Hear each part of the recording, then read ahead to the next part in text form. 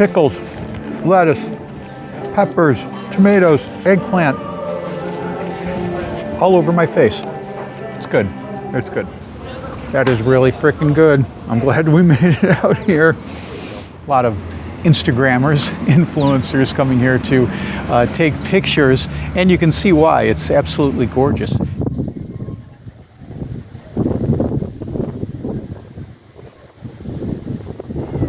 Welcome to Destination Eat Drink, the travel channel for foodies. I'm Brent Peterson. I'm an American living in Portugal. Today we are in Aveiro, Portugal, but we're headed to the Costa Nova, which is the beach town right outside of Aveiro.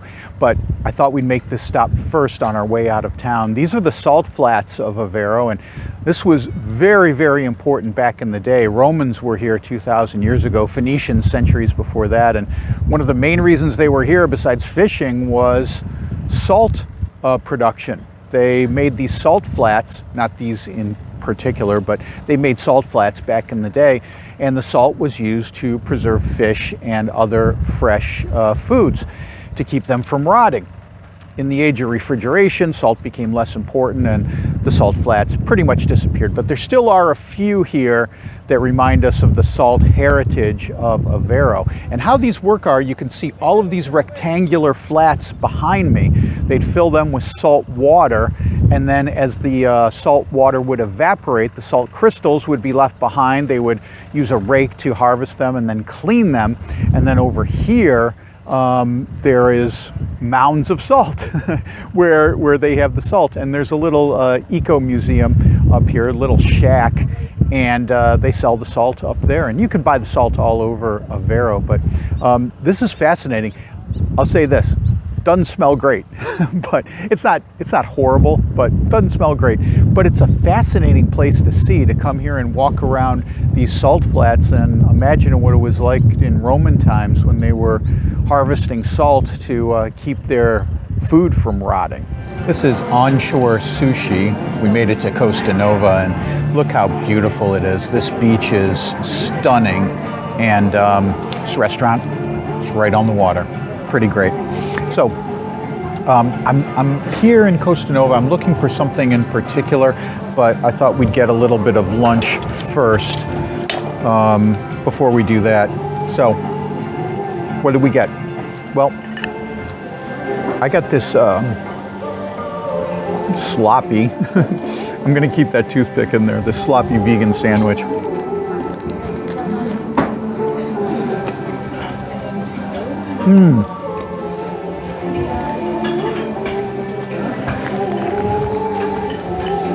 Pickles, lettuce, peppers, tomatoes, eggplant,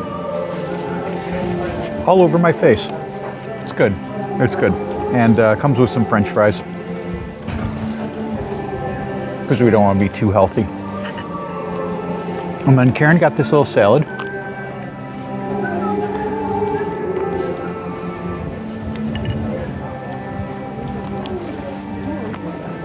Lettuce, carrots. It's got like a mayo dressing on it.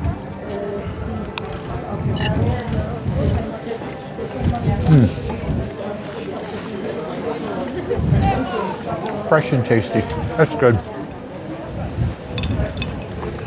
And a little lemonade.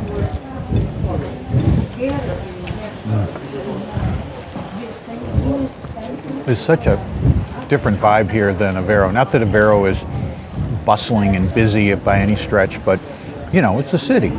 And here we are, we're out right on the water. This is a great spot. I like it, and we're going to show you some cool stuff while we're out here too, so don't go anywhere.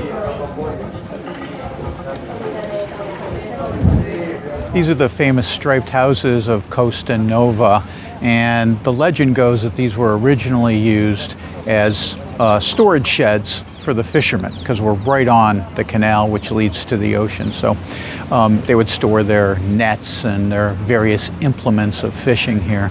Whether that's true or not, I have no idea, but they are incredibly colorful and incredibly popular now. So a lot of Instagrammers, influencers coming here to take pictures, and you can see why. It's absolutely gorgeous. Now these houses, I don't know if people actually live here, but I have seen a few pop up on Airbnb, so you can stay here. I imagine it would just be stunning to stay here. And a couple of them have been converted into little restaurants, which is really cool as well. So definite must come to spot when you come to Costa Nova. And happily enough, we got dropped off just 10 feet from my next stop, which is food related. Okay, this is the spot, Zé de Tripa. This is where the tripa was invented. And what is a tripa? Well, first of all, I should tell you what tripa means. Tripa means tripe. And if you know what tripe is, it's basically the innards of a pig. And this is not that. This is a long way from that. But apparently, when Jose first made these, the kids in the area said they looked like tripe. Does that look like pig innards to you? Doesn't look like it to me. But anyway, it's like a crepe. So what they do is they take a little batter, put it on a crepe pan, bring down the top to cook it, and then they can fill it with whatever you like. It can be sweet, it can be savory. I've seen a lot that come with ovos moles filling, which is the egg custard. Did a whole video on those recently, but I've had plenty of those on this trip. So I got chocolate, and she put a couple pieces of dark chocolate in the middle of this, folded it up, topped it with cinnamon.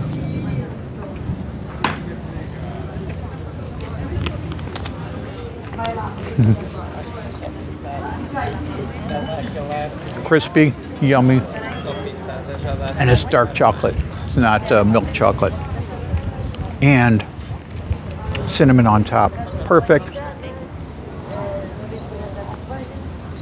All right. That is really freaking good. I'm glad we made it out here. And Karen said she wanted a bite, so here you go.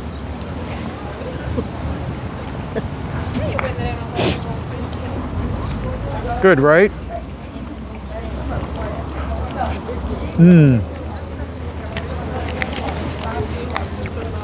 There's also tripish places in Aveiro, but why not come out here to where they made them originally? Pretty great.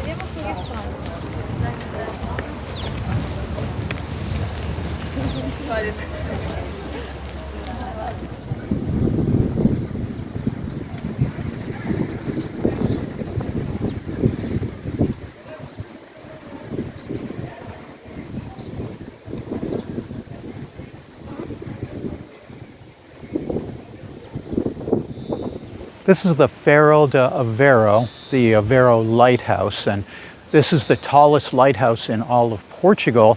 The great thing about this place is every Wednesday afternoon they open it up and allow you to climb to the very top. And if you're thinking, oh, I'm just going to walk in there and they're going to let as many people in as possible. No, that's not how it works. And I didn't see anywhere online to register to get a ticket or anything like that. It's free to do. But what you do is you stand by that door right there and you wait for the capitania to come out with his clipboard. You give him your name and how many people you are, and he tells you a time when you can come. Luckily, it wasn't so packed that we were able to get in about an hour and 15 minutes after he came out. So, you know, it's just one of those analog ways of keeping track of things.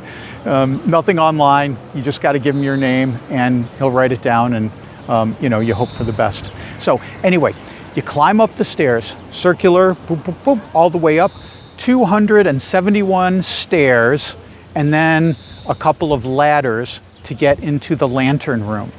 And it is spotless, sparkling clean up there. They actually still man this lighthouse. They still live there.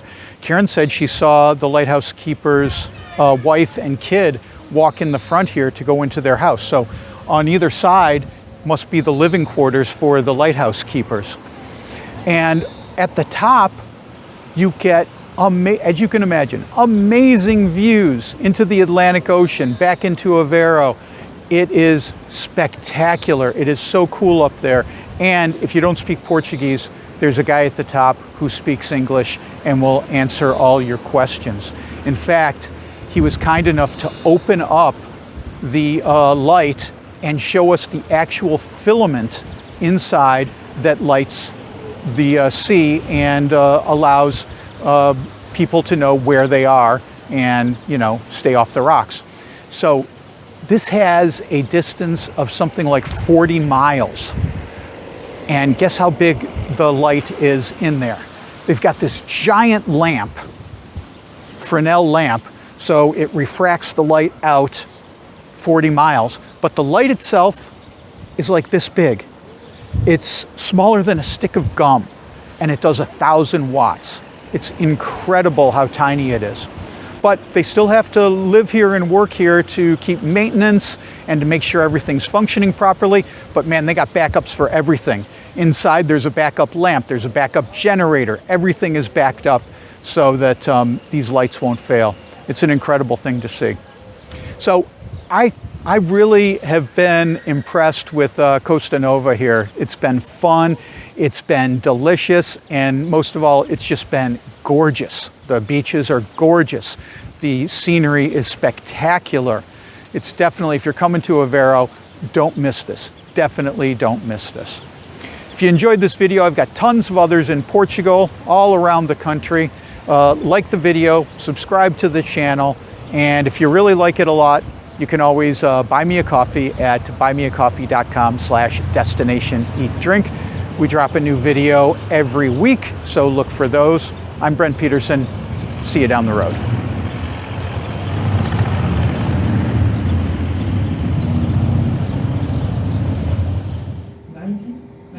1998, so it's quite, well, recent. Yes, a little bit. No, sorry, 1988. Oh, 1988, yes. 10 years before. Yes, yes. Yes, almost the same, but the automation, of course, now is full automatic. Heat readings and barometric pressures, Yes. you know, for forecasting. Yes, but we, in the past, the older keepers need to do this kind of jobs also. Yes. But now we don't do this kind of job anymore. And there was no alcohol when on the lighthouse. Yes. Well, Not like before. Yes. I know that. Yes. Right. So that's the same. Yes, it's the same. Yeah, yeah. How much the same? You could see here. That's That is tank. so that's the same. Yes, it's the same. Yeah, yeah. How much the same?